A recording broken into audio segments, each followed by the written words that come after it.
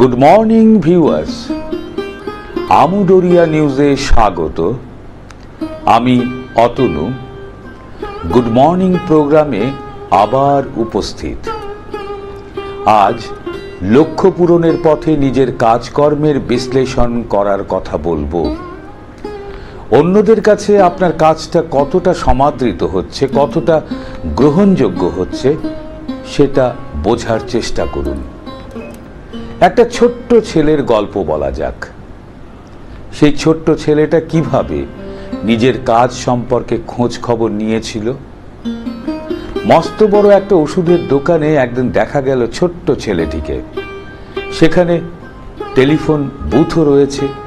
ছেলেটি সেখানে গিয়ে দেখল টেলিফোনটি যেখানে রাখা রয়েছে সেখানে তার হাত পৌঁছবে না। সে একটি টুলের উপরে উঠে ফোন করতে শুরু করলো। দোকান মালিক দূর থেকে লক্ষ্য করছিলেন ছেলেটির কাণ্ড। তিনি খেয়াল করছিলেন ছেলেটি ফোনে কি কথাবার্তা বলে। কথোপকথন ছিল এরকম। ছেলেটি: ম্যাডাম, আমি লাটু বলছি। আমি অনেক কষ্টে আপনার ফোন নম্বর জোগাড় করেছি। আমি লনের ঘাস ছাঁটার কাজ করে থাকি। আপনার বাড়ির সামনে বড় যে লন রয়েছে তার ঘাস ছাঁটার কাজ আমি করতে চাই। ম্যাডাম: কিন্তু বাছা, ওই কাজটা যে আমি একজনকে দিয়েছি সে করছে। ছেলেটি: ম্যাডাম, যে মজুরি দিয়ে আপনি কাজটা করাচ্ছেন তার চেয়ে অর্ধেক টাকায় আমি কাজটা করে দেব। ম্যাডাম: না বাবা, যে বাচ্চাটি কাজ করছে তার কাজে আমি খুশি, সে ভালোই করছে। ছেলেটি: প্লিজ ম্যাডাম, আমি আপনার লনের চারদিকও সুন্দর করে ছেটে দেব, রবিবারেও কাজ করে দেব, এমনভাবে সব করে দেব যে এলাকার মধ্যে আপনার লন হয়ে উঠবে সবচেয়ে আকর্ষণীয়। ম্যাডাম: না, যে কাজ করছে তাকে সরানো আমার পক্ষে সম্ভব নয়।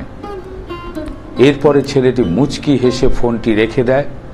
সব কথাবার্তা শুনে দোকান মালিক ছেলেটির কাজের ইচ্ছে মুগ্ধ হয়েছিলেন। তিনি ছেলেটিকে কাছে ডাকলেন। ফোনের টাকা নেওয়ার সময় ছেলেটিকে তিনি বললেন, বাছা, তোমার কাজ করার ইচ্ছে দেখে আমার ভালো লেগেছে। আমি তোমাকে একটা কাজ দিতে চাই। ছেলেটি বলল, অনেক ধন্যবাদ আপনাকে, কিন্তু আমার কাজ চাই না। দোকান মালিক অবাক হয়ে বললেন, কিন্তু তোমার তো একটা কাজ খুব দরকার মনে হচ্ছে। ছেলেটি অল্প হাসল, বলল, না স্যার, আমি ওই ম্যাডামের বাগানের লন ছাঁটার কাজ করি।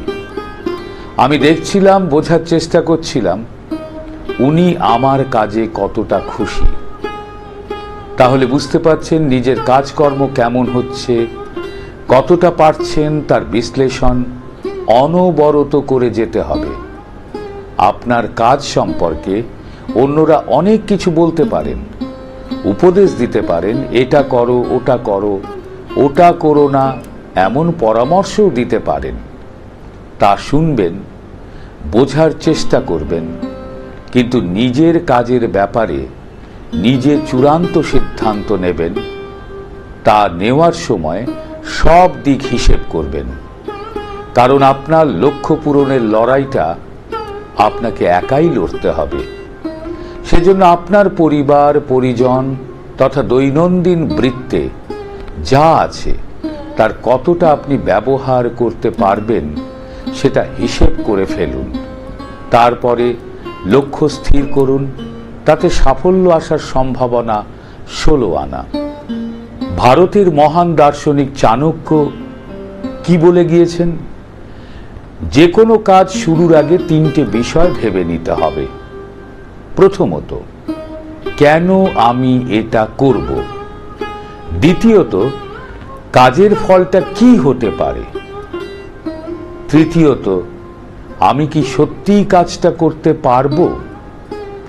3টে প্রশ্নের উত্তর বারবার ভাবুন, বিস্তর কাঁটা ছেঁড়া করে পা ফেলুন। ওই 3টে প্রশ্নের উত্তর যদি আপনার নিজের যুক্তিগ্রাহ্য মনে হয় তবেই এগোতে শুরু করুন। মনে রাখবেন, এমন লক্ষ্য রাখুন যাতে সেখানে পৌঁছানো সহজ হয়। অবশ্যই লক্ষ্যটা যেন হেলাফেলা করার মতো না হয়। এটা তো অনেকেরই জানা, যদি আপনি চাঁদের কাছে পৌঁছানোর কথা ভাবেন, সেজন্য যাত্রা শুরু করেন, তাহলে শেষ পর্যন্ত যদি চাঁদে পৌঁছতে না পারেন তাতে হতাশ হবেন না, কারণ ওই যাত্রাপথ অন্তত তারাদের কাছে আপনাকে পৌঁছে দেবে। আজ এখানেই শেষ করছি গুড মর্নিং প্রোগ্রাম। আমু দরিয়া আপনাদের সঙ্গে আছে, আপনারা আমু দরিয়ার সঙ্গে থাকুন। নমস্কার।